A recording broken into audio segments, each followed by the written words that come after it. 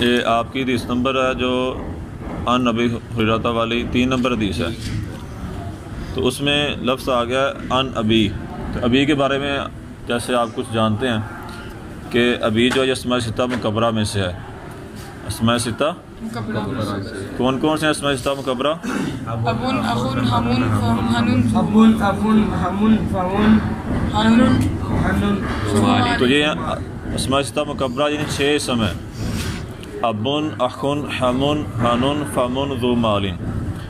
تو ان 6 اسموں کا اعراب اسماء ستہ مکبرہ کا اعراب کیا ہوگا؟ حالت رفع میں، حالت نصب میں، حالت جر میں۔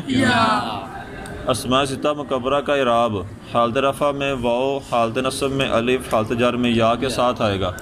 تو اس اعراب کے لیے ان اسماء ستہ مکبرہ کے اس اعراب کی 4 شرطیں ہیں، یعنی حالت رفع میں واو، حالت نصب میں الف، حالت جر میں یا آئے۔ تو اس کے لیے 4 شرطیں ہیں جن کو ملحوظ خاطر رکھنا ضروری ہے۔ پہلی شرط کیا ہے؟ مکبرہ ہوں مصغرہ نہ ہوں۔ اب مکبرہ ہوں مصغرہ نہ ہوں کا مطلب ہے مصغرہ کہتے ہیں تصغیر کیا ہوا، تصغیر پڑھا نا فصل نمبر 7 علم النحو کی، اسم تصغیر۔ تو تصغیر نہ ہو مکبر ہو، یعنی مکبرہ ہوں مصغرہ نہ ہوں۔ جیسے ابن ہے نا، ابن، اب یہ مکبر ہے، مصغر کیسے ہوگا؟ ابیون۔ ابن کی تصغیر کر رہا ہوں تو ابیون بنتی ہے، جیسے رجل کی رجیل، عبد کی عبید، تو ابن کی ابیون، ابیون، یعنی یہ مصغرہ نہ ہوں، مکبرہ ہوں مصغرہ نہ ہوں، پہلے یہ شرط ہے۔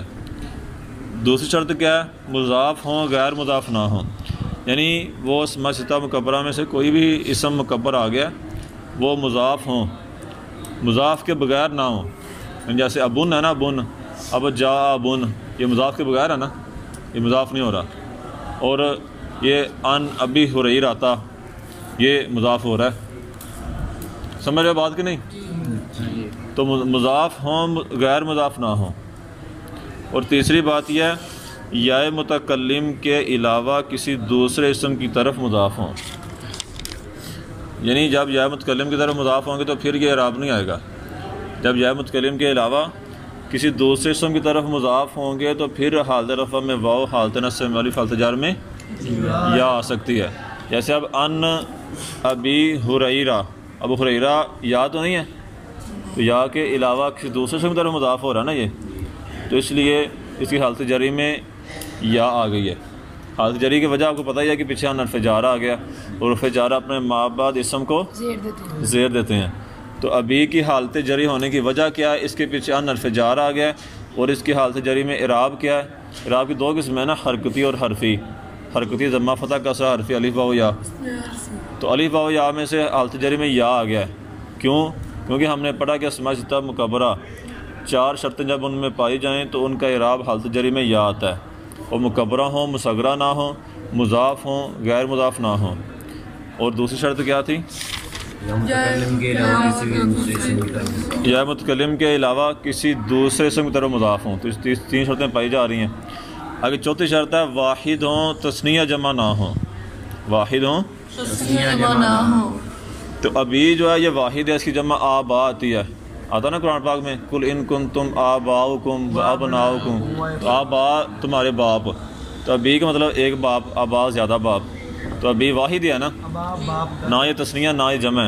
اب ان کی تثنیہ ابوانی آتی ہے اور جمع آبا آتی ہے، تو واحد ہوں تثنیہ جمع نہ ہوں۔ یہ بات بھی سمجھ آ گئی؟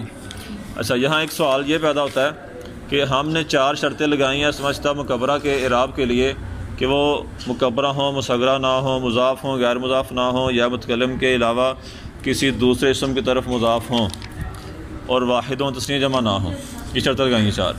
اچھا، اگر ان 4 شرطوں کے الٹ پایا جائے، مثلا اگر ہمیں شرط لگائی ہے مکبرہ ہوں مصغرہ نہ ہوں، تو اگر مصغرہ ہوں گے تو پھر کیا اعراب آئے گا؟ سوال پیدا ہو رہا ہے نا۔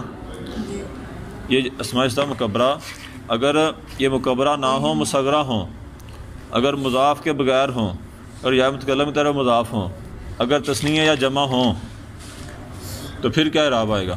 وہ تو بڑی آسان بات ہے۔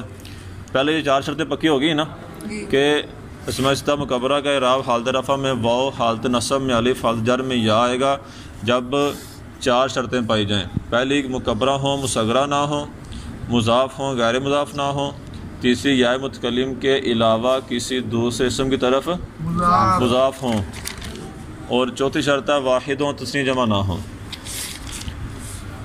اس کے ساتھ یہ بھی دیکھ لیں کہ اگر یہ مصغرہ ہوں، جیسے ابن کی تذکیر آتی ہے ابیون، تو جو اگر مصغرہ ہوگے تذکیر ہوگی نا، تو پھر اس کا اعراب وہ آئے گا جو اسم مفرد منصرف صحیح کا آتا ہے، جو کل آپ نے ہدایتنا کے سبق میں پڑھا ہے، حالت رفع میں ضمہ، حالت نصب میں فتح، حالت جر میں کسرہ ہو۔ یعنی اسم مفرد منصرف صحیح والا اعراب آ جائے گا۔ پھر جیسے جاء ابین، رأیت ابین، مررت بابین، یہ تذکیر والی بات ہوگی۔ دوسری بات تھی مضاف ہوں غیر مضاف نہ ہوں۔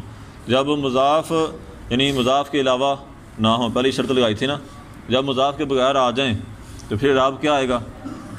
اب مضاف کے بغیر ہے جاء ابن، رأیت ابن، مررت بابن، تو یہاں بھی وہی اعراب آئے گا جو اسم مفرد منصرف صحیح کے ساتھ خاص ہے۔